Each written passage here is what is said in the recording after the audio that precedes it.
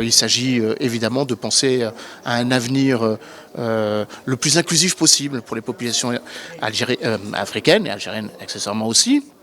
Parce qu'il va être question d'énergie ou de diversification énergétique, il va être question aussi de la manière dont nos deux continents, continent européen et continent africain, sont interdépendants et donc nécessitant de mieux s'entendre, de mieux se comprendre et donc de s'écouter. Et donc c'est pour ça que les différents panels ont été choisis, je crois, à dessein pour parler de choses qui sont dans l'actualité récurrentes.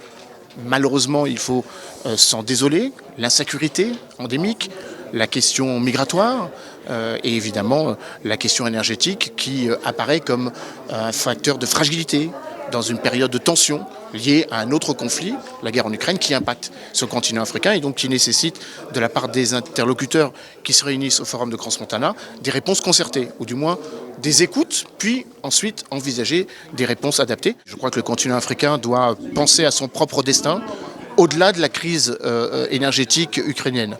Premièrement parce que ce n'est pas parce qu'il y a la crise ukrainienne que la question énergétique est prégnante. Parce qu'il y a eu la crise financière en 2008.